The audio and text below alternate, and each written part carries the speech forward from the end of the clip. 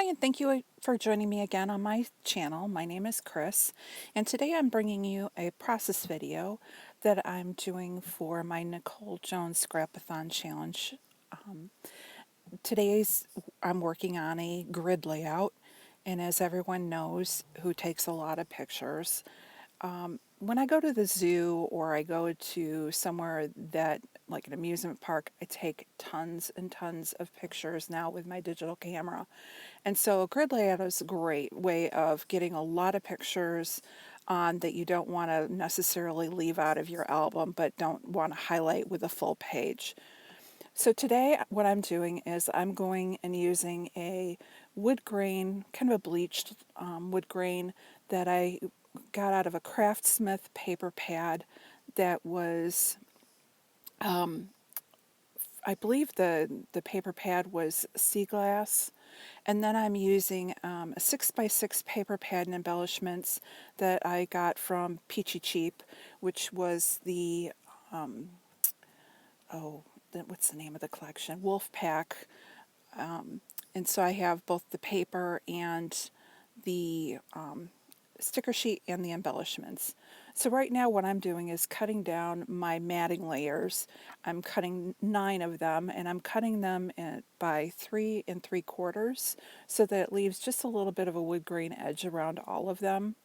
And now I'm going to lay them all down and try and get them into a order that where I don't have like all dark papers together and all light papers together, just kind of mixing it up a little bit. So you see I switched the one around. And then after I go and I get these all laid down, the next thing I'm going to do is cut out my pictures that I chose. We had gone to South Dakota and we had went to the Bear Country USA, and of course I had to take a picture of every animal that was at the park and every bear. So I don't want to leave any of them out necessarily, so what I'm doing is going ahead and cropping down a selection of the different animals so that they can appear in the album without scrapbooking every animal a full page. So I've cut these at 3 1/4 by 3 1/4, just so it had a chunkier mat around it so I could see more of the Heidi Swapp paper that's underneath. And now I'm going through the die cuts, and I found these photo squares, and one way of bringing the whole layout together is to go and put photo squares in the corners, and it brings it all in and obviously makes it be one layout, one group of pictures versus each one their own separate item. So I'm just kind of auditioning different things and kind of getting a feel of what I want to use and where I want to kind of put them, but everything's going to switch around when I actually start gluing everything down. So now I've moved on to the sticker sheet, and again I'm picking out just a few things that I can spread out and decorate the different pictures without overtaking it. So I choose, there's like the arrowhead sticker, and there's just a few others.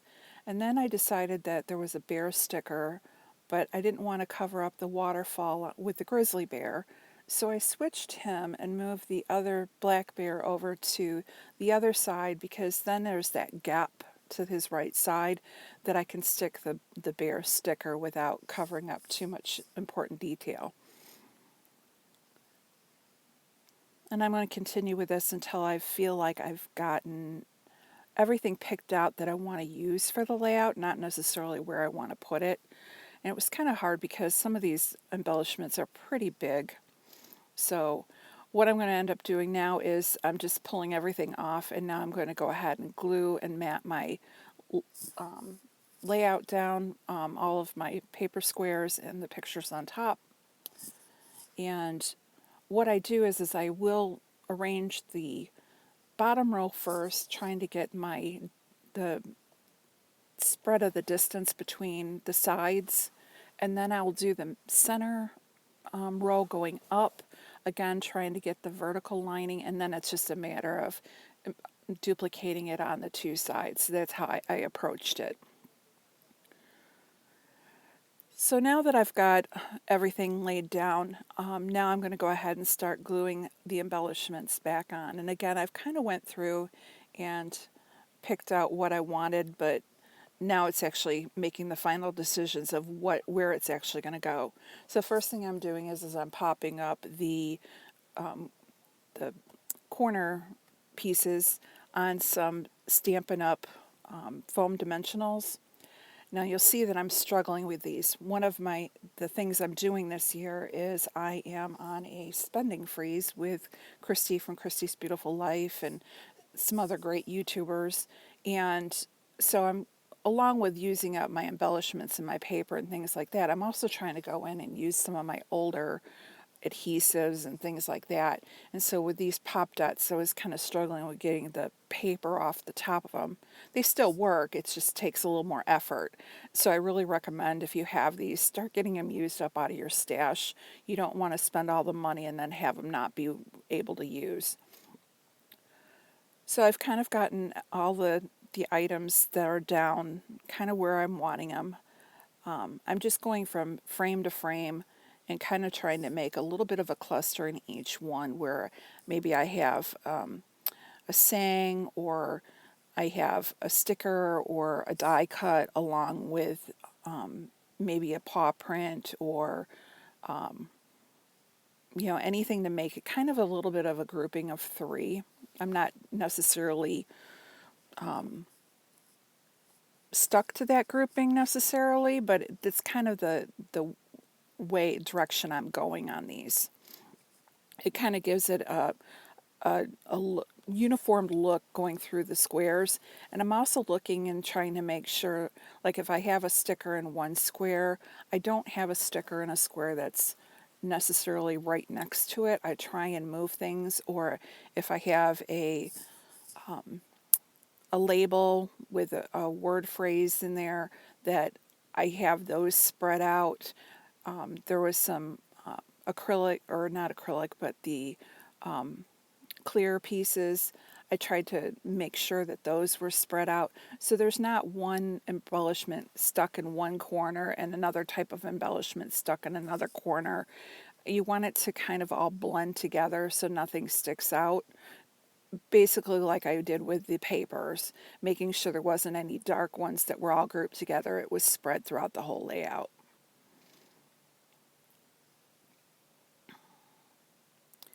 And I really appreciate all of you joining me and following along. I know that I've trying to improve as I go with the length of time, the voiceovers, trying to give more information about what I'm doing and not just about the layout. So any feedback you have is greatly appreciated. I've spent so many years watching fellow YouTubers and enjoying what everyone's doing, and I really want to try and give back a little bit. I've been scrapbooking for over 20 years. I would say, more of a cleaner style. I don't necessarily go overboard with all the embellishments, but I try and get a nice balance in there. So any feedback, I really appreciate it. Likes, thumbs up, subscribe. It's just been a fun community that I've been a part of, with joining in with the Secret Not Secret group and then watching the Mini Kit Mondays. I feel like I know a lot of the YouTubers and other people through chats and things. So I just want to thank you for watching the videos and joining me. And hopefully I can add value to your scrapbooking. So one of the things that you'll see that I have is the white tool in the corner. That's actually one of my weeding tools for my Cricut. And I was finding that it was easier to take the top of the pop dots off with that, but I was also using it for pulling that plastic piece that's on the bottom of those acrylics. And so I was able to catch a corner of it. You just have to be careful when you're using that tool that you actually don't scratch the actual embellishment itself. But if you have that or something handy like that, it's really good for when you struggle with taking the adhesive top off. And again, I'm just going through with all the embellishments they had originally picked and just trying to spread them throughout the layout and just get an idea of where I want everything. And I'm kind of like, I don't know if you watch Inky Quill, but she sticks and plunks, and I kind of do the same thing. Once I have a general area of where it's going, I stick and plunk and go with my first inclination. Otherwise, you're sitting there all day long, moving things around and hemming and hawing. And there, I just have so many photos in my that need to be documented that I don't have time to hem and haw. I still want a nice layout, and I don't think anyone is going to look at your layout and go, that label sticker should have been over in the upper right and not in the bottom left. They're looking at the pictures, they're looking at the stories. So really don't overthink it. It's a fun process, and as you do it more and more, you will get used to what your style is and where you want to put items. So I think I'm almost done. I don't know if I have too many more squares left to fill out.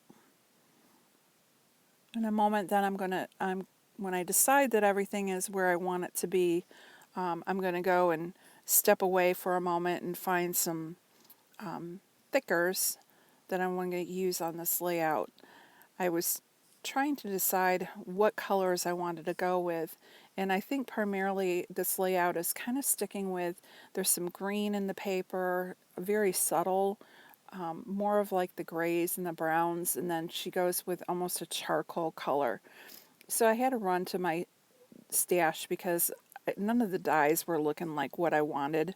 And so you'll see me in a second hop away just to go get some letter stickers. So tell me in the comments below, what are some of your favorite collections that you've dealt with, or a favorite style that you enjoy? Again, I like putting more than one picture on a layout. Not to say that I won't do a layout with one picture. It depends on the situation. But I feel like my pictures are almost like my children and they can't be left out. So that's why, again, a grid layout like this is one of my go-to styles, because I was able to get 9 pictures on this layout that I would not have gotten on the layout if it hadn't been for the grid style. And again, they're park animals. You don't necessarily want to have a whole layout just for the wolf or for the grizzly bear, even though I may, because I do have some cute pictures of him. You might be surprised. But being able to do it like this really does set up and tell the story of, here's where we went. You know, maybe take the pictures of your family members in front of the zoo. You make those your focal page, the page that tells the story. And these grid layouts are a great one for adding to it. It just adds to the story without having to take up a lot of time for scrapping each individual page. I'm sorry I've got so much of this in here. I thought I cut a little bit more of it out, but you get to watch me glue everything down.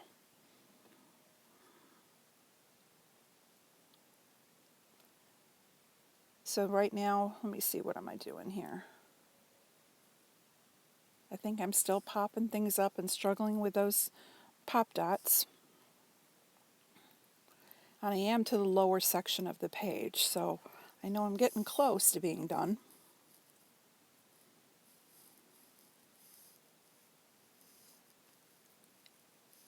If you ever do get to South Dakota, I do highly recommend that you go to the Bear Country USA. It was a great place. You drive through and you're able to see the animals. I recommend you leave your windows up, however, because they do come right up to your car. And they actually have another area that you can walk up to. When we had gone, they had cubs. So in a future layout, you're going to see some of the cute cubs that they had. We were there on a very, very hot July day. It's probably over 100 degrees. And so one of the caretakers was taking the cubs and swinging them and plopping them into the water. And they were just having the best time splashing and playing. So I do have a lot of pictures of those too. I don't know about you, but I found that with the digital photography, you just keep snapping and snapping, and the next thing you know, you have a 3-inch stack of photos to scrapbook. And I'm finding that I'm not going through the pictures and scrapbooking as fast as I had in the past. So one of my challenges is learning that I need to be more choosy with the pictures and how many I'm actually going to scrapbook. So here's the thickers that I was looking at.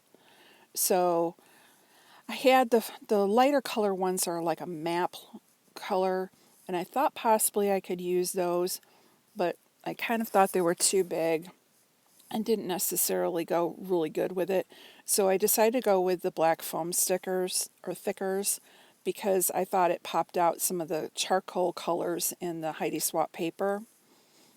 And I'm just going to spell out the title of Bear Country, and I'm just going to put this in the middle. So in order to get, the bear was pretty easy to center since it's only 4 letters, but for country I actually just stuck them on the side of my hand and kind of eyed it up. I could have gotten a ruler, or I have the thicker guide or wax paper, but with the foam ones you can kind of manipulate them a little bit more than you can with the chipboard letters. So I just kind of lay them down lightly. I don't push them down all the way until I have them lined up kind of where I want them. I just had to move them over a smidge and was able to get the rest of the word down. Here I'm just kind of fidgeting with it. My only problem I have with the foam ones is occasionally the letter looks wonky, because if I, like the U, if you don't place it just right, it might look like it, the sides in a little bit or out. So I'm just kind of making sure that all my letters are proportioned right. And then what I did was took a couple of the asterisks that were on the page, and I'm going to sprinkle those around. Instead of using enamel dots, I'm going to use those. And then this darn wolf sticker, I liked him and I really wanted him on this page, but I couldn't decide where I wanted him. I didn't necessarily like where he was before, so then I moved him down, and I actually kind of like where I left him. I liked how the tail kind of swooped underneath the word country, and I finally settled on that, but he was kind of giving me a little fits trying to decide where the perfect place was for him, because again, with this page, there's so many pictures, there wasn't a lot of room for the bigger embellishments. I had to try and stick smaller, but when you have a wolf page, you got to put the wolf on there. So I did make him work. I think it turned out pretty good, and that is, I believe, about it. Like I said, here's some close-ups of it. Again, thank you, thank you, thank you for the feedback I've received, for liking and for subscribing, and please come back again. I hope to put some more YouTube videos out, and anything that you can provide for feedback is greatly appreciated. Have a great day.